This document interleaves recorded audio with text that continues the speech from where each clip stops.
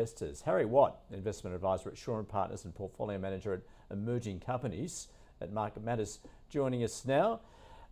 Harry, great to catch up with you.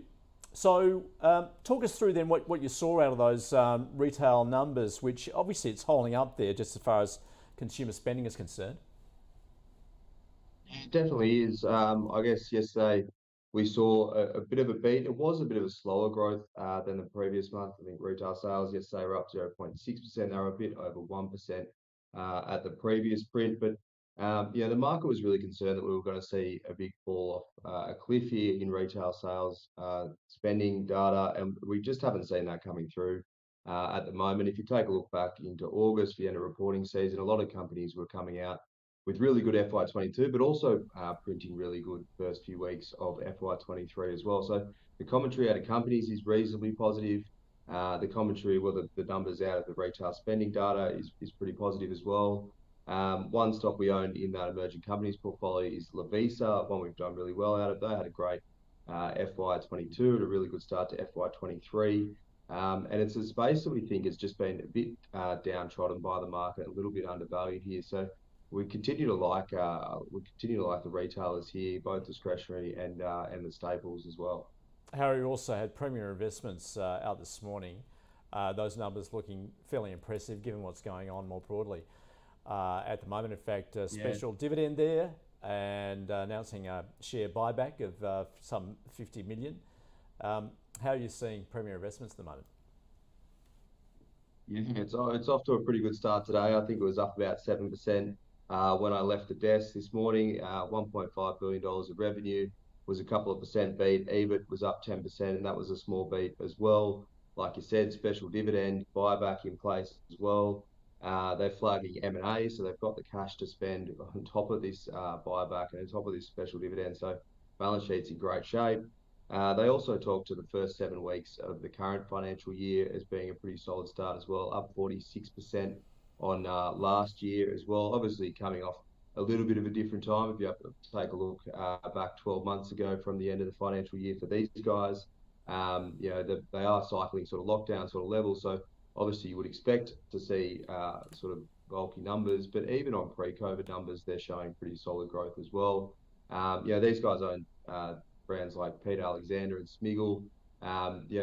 They're brands that are pretty solid. They're throughout a lot of shopping centres throughout Australia, and it shows that there is that foot traffic and there is that keenness to spend at the moment from the consumer. So really, really good result from Premier. I can't really fault that one from those guys. If you have a look at what they're trading on there on a sort of single-digit EBITDA multiple at the moment, that's reasonably cheap when you put that in context of a lot of other retailers at the moment. So it's a pretty interesting result, and obviously getting the benefit on the stock price today.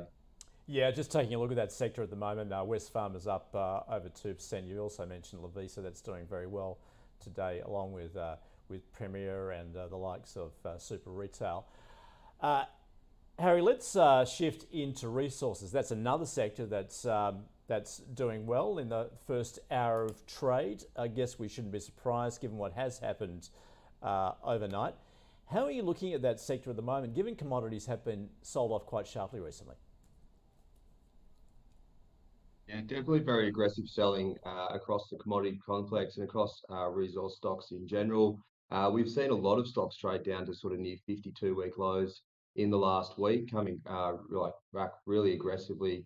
I guess you can sort of imagine why that slowing global growth thematic coming through would put a lot of pressure on resource stocks at the moment. We do have a reasonable allocation to resources here. We own the likes of Pilbara, PLS, the lithium name, Lynas, Rare Earths Company. We also own the company Sandfire, which is a copper stock, obviously really leveraged to global growth as well. But all of these stocks have one thing in common. They're future-facing commodities that they've got exposure to. We expect, even if global growth was to slow a little bit, that the demand behind these commodities should hold up in pretty good stead. You think about lithium, the need for batteries in electric vehicles, in houses, even in the electricity setup at the moment. That's a huge demand that we expect to continue to grow. So while global growth, there is some fears around it, future-facing commodities is something that we would like to have exposure to throughout this cycle.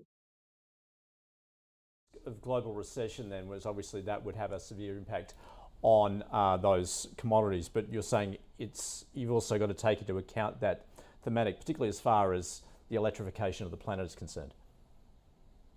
Yeah, definitely. I mentioned Sandfire there.